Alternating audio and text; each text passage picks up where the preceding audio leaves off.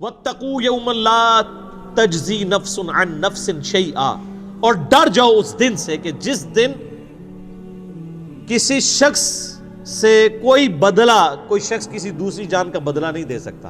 یہاں پہ لوگ کہتے ہیں نا جی آپ ہمارے مرید ہو جائیں، ہم خود آپ کے گناہوں کا بوجھ اٹھا لیں گے، اللہ سے بخشوا لیں گے۔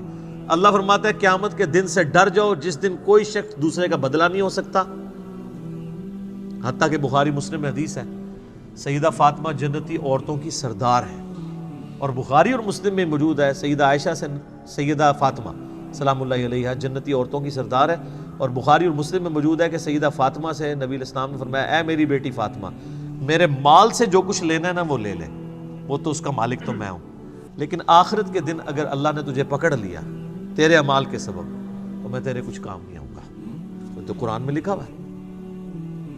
سیدہ فاطمہ کو تو کہا جا رہا تھا، سنایا ہمیں جا رہا تھا کہ اگر سب سے زیادہ رشتہ داری کا بینیفٹ کسی کو مل سکتا تھا نا تو سیدہ فاطمہ تھی، لیکن ان کو بھی بتا دیا گیا کہ اعمال کے بارے میں کھلی چھٹی نہیں ہے۔ اور سیدہ فاطمہ کو تو چھوڑ دیں، قرآن میں 3 دفعہ آیت آئی ہے نبی علیہ السلام کے بارے میں، سورۃ الانعام کے اندر، سورہ الزمر کے اندر، سورہ یونس کے اندر، قل انی اخاف ان عصیت ربی عذاب یوم عظیم۔ اے نبی تم فرماؤ کہ مجھے خود ڈر ہے اس بات کا کہ اگر میں نے بھی اپنے رب کی نافرمانی کی تو بڑے دن کا عذاب مجھے بھی آ پکڑے گا۔ سر مجھے بتائیں آپ کا اور میرا رب اس سے زیادہ کس لیول پہ آ کے آپ کو سمجھائے؟ نبی علیہ السلام سے بڑھ کے کسی کا مرتبہ ہے؟ تو یہ جو آپ کو جنت کی گارنٹیاں دیتے پھر رہے ہیں، یہ کتنے بڑے مجرم ہیں۔ ان کو کہ نبی علیہ السلام کے بارے میں کہا جا رہا ہے، کیوں کہا جا رہا تھا؟ تاکہ تم لوگ یہ کلیم نہ کر لینا کہ ایسی کچھ کر سکتے ہیں۔ اس دن سے ڈر جاؤ جس دن کوئی جان دوسری جان کا بدلہ نہیں ہوگی، ولا یقبل منہا شفاعت، اور کسی کی سفارش قبول نہیں کی جائے گی۔ سفارش کیوں کی جاتی ہے؟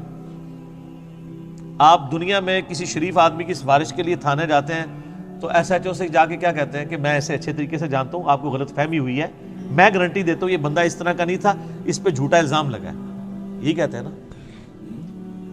اس طرح کی سفارش اللہ کے سامنے کون کر سکتا ہے کہ یا اللہ جی تواڈے فرشتہ نوں بھلیکھا لگ گیا، ایویں انہوں نے گناہ لکھ لینے، مینوں پتہ ہے بڑا چنگا بندہ ہے، اتنی لمبی داڑھی سی دی، پگڑی نہیں دیکھی کڈا نورانی چہرہ تھا، یہ اللہ کو کہہ سکتا ہے؟ اللہ فرماتے ہیں ہم تو تم اس وقت سے جانتے ہیں جب تم ماں کے پیٹ میں جنین کی حالت میں تھے۔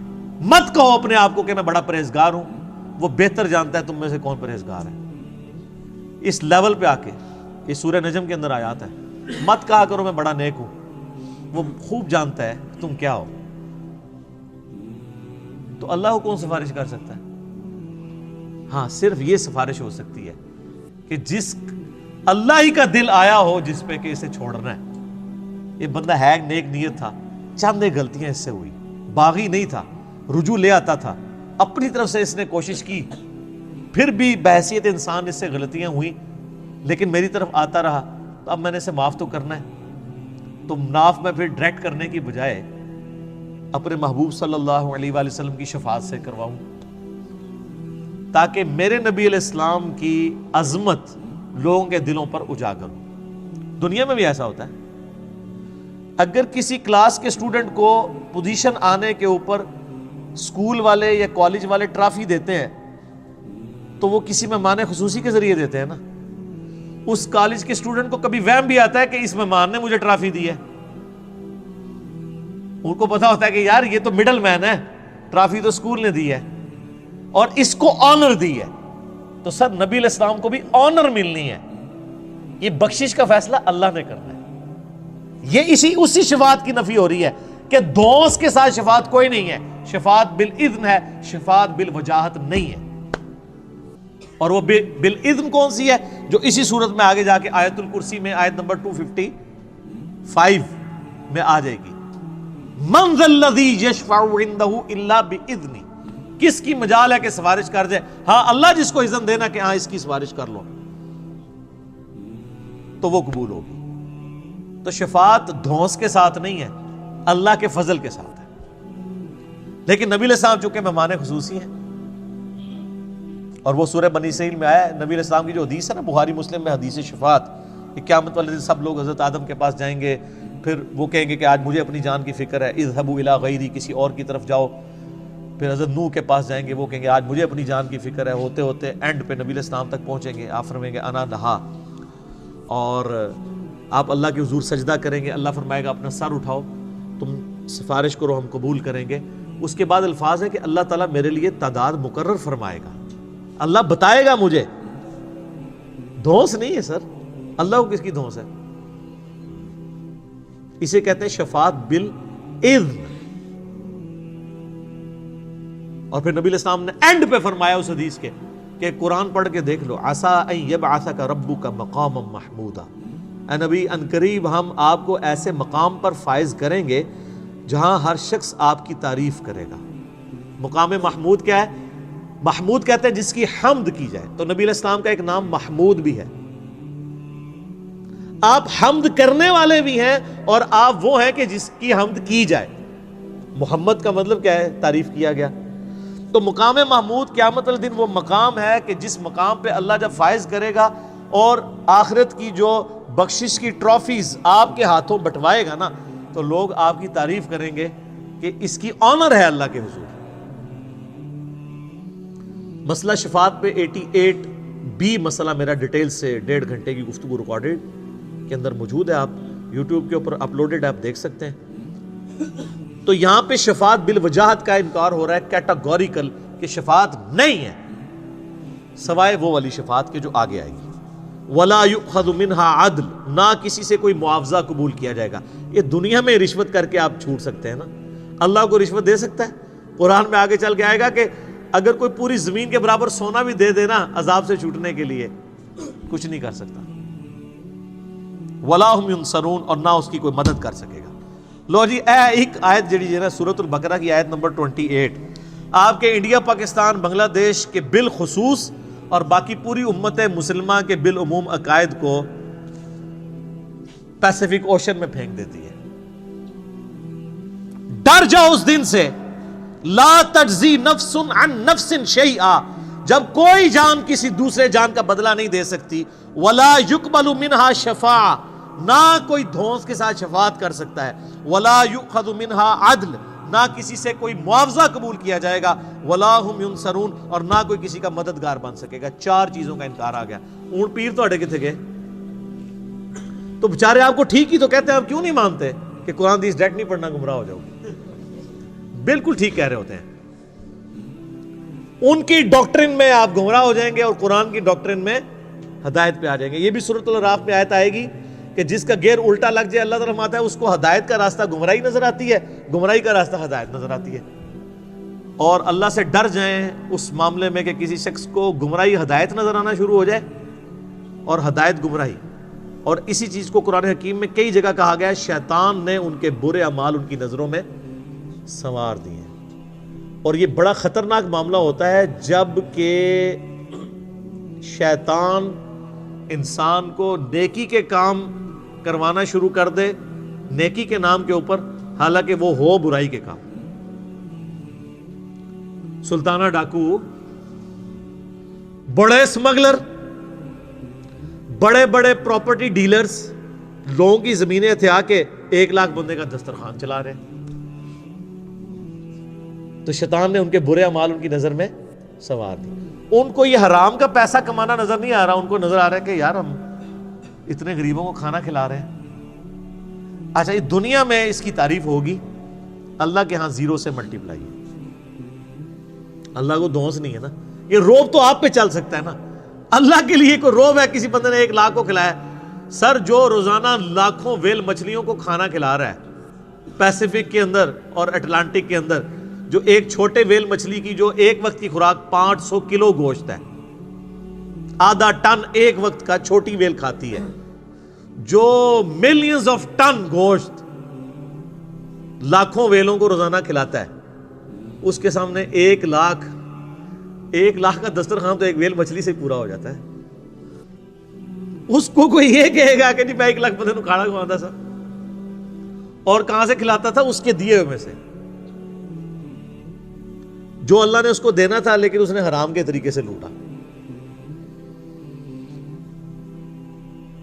مرنے سے پہلے اے مسلمان کر لے اس پہ غور، کتابوں کا خدا اور ہے، بابوں کا خدا اور۔ سر قرآن کی ہر آیت کے بعد جیسے ایک گول دائرہ ڈلا ہوا ہے نا، ایک چھوٹا سا سٹیرک لگا کے نا سائڈ پہ یہ شعر لکھ دیا جائے اردو کے اندر، کم از کم پنچ کرے آپ کے دماغ کو۔ اور میں کہتا ہوں کہ سوائے سعودیہ کے اور عرب ملکوں کے کسی ملک میں قرآن بغیر ترجمے کے چھاپنا حرام ہونا چاہیے۔ یہ گورنمنٹ کا کام ہے۔ آپ کیوں لوگوں کو طوطا بنانا چاہتے ہیں؟ اگر ہمارے آئین میں یہ شک داخل ہو جاتی، میں نے کئی دفعہ ہائی لائٹ کی ہے 73 کے، کہ پاکستان میں صرف عربی میں قرآن نہیں چھاپ سکتا۔ صرف عربی میں قرآن چھاپنے کا مطلب کیا ہے؟ آپ لوگوں کو یہ بتا رہے ہیں کہ صرف عربی پڑھنی ہے، یہی بتانا چاہ رہے ہیں۔ تو کتنا بڑا ظلم کر رہے ہیں۔ قرآن اس لیے نازل ہوا ہے، کہتے ہیں دنیا میں سب سے زیادہ پڑھی جانے والی کتاب قرآن ہے، لیکن اس کا جو سائملٹینیس کنٹراسٹ ہے کہ دنیا میں سب سے زیادہ بغیر سمجھ کے پڑھی جانے والی کتاب کون سی ہے؟ قرآن۔ یہ اتنا بڑا تماچا ہے اس امت کے منہ کے اوپر۔ تو قرآن انڈیا، پاکستان، بنگلہ دیش کے اندر، رشیا کے اندر، ایران کے اندر بغیر ان کی نیٹو لینگویج کے ترجمے کے چھپنا ہی نہیں چاہیے، بلکہ گورنمنٹ کا کام ہے کہ صرف عربی میں جو قرآن چھپے ہوئے یہ ریٹریو کریں مسجدوں سے،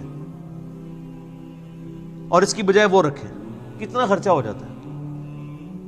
سعودیہ والے دیکھیں نا، جو بندہ حج عمرے پہ جاتا ہے، حج والوں کو تو وہ ایٹ لیسٹ قرآن پاک ان کی زبان میں دیتے ہیں۔ چائنیز آئے ہوئے ہیں تو چائنیز کو چائنیز لینگویج میں دیں گے، ملائی لینگویج میں دیں گے ملیشینز کو، پاکستانیوں کو اردو ترجمے والا دیتے ہیں۔ ہماری گورنمنٹ نہیں کر سکتی، کوئی خرچہ نہیں ہے۔ ایک مسجد میں کتنے قرآن زیادہ رکھے ہوتے ہیں؟ 15-20، اس سے زیادہ نہیں ہوتے۔ 15-20 قرآن تو ایک محلے میں لوگ خود خرید کے وہاں پہ رکھ سکتے ہیں ترجمے والے۔ صرف گورنمنٹ اس کے اوپر چلان کرنا شروع کر دے کہ بغیر ترجمے والا قرآن جس کی مسجد سے ملا اس مولوی کو اندر کریں گے۔ اچھا سر، یہ اناؤنسمنٹ ہونا تو آپ دیکھیے گا سب سے زیادہ مخالفت کون کریں گے؟ کیوں؟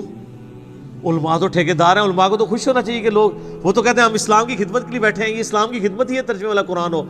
ان کو پیڑ کیوں ہوگی؟ تکلیف کیوں ہوگی؟ اڈا بند ہو جائے گا اور ان کو یہ پتہ چل جائے گا بھی قرآن میں یہ کچھ انہوں نے پڑھ لیا کہ یہ مولوی رام خوری کرتے رہے ہو، کہیں گے دیکھو ساڑھے مولوی صاحب تسی بھی تو وہی کر رہے ہو نا، سانو تو اسی ممبر تے چڑھ کے ہے کہندے ہو، اور خود آپ اپنی جان کو بلائے بیٹھے ہوئے ہیں، اور یہ پرانے کام آپ نے بھی شروع کیے ہوئے ہیں۔ تو پھر ہر گلی سے، ہر مسجد سے انجینئرز نکلیں گے، تو اس ڈر سے وہ کبھی بھی یہ نہیں ہونے دیں گے۔ لیکن ہمت نہیں ہارنی چاہیے۔ میں کہتا ہوں جس کا جدھر انفلوئنس ہے نا، عربی والے قرآن نہیں نکال سکتے، کم از کم اگر 10 عربی والے ہیں تو 10 اردو ترجمے والے وہاں رکھ دیں۔ کل کو کوئی، اور اردو اور ترجمے والے قرآن کے ساتھ سب سے بڑا مسئلہ یہ ہے کہ یہ غلاف میں لپیٹے ہوئے ہوتے ہیں، وہ ویسے ہی نہیں کوئی کھولتا، کون اینج کر کے کھولے پھر اینج کر کے بند کرے۔ غلافوں کے، غلاف تو دشمن ہے قرآن کے، غلاف نہیں ہونے چاہیے۔ ہاں سامنے شیشہ لگاؤ، اچھی الماریاں بنی ہوئی ہوں، ڈسٹ پروف ہوں۔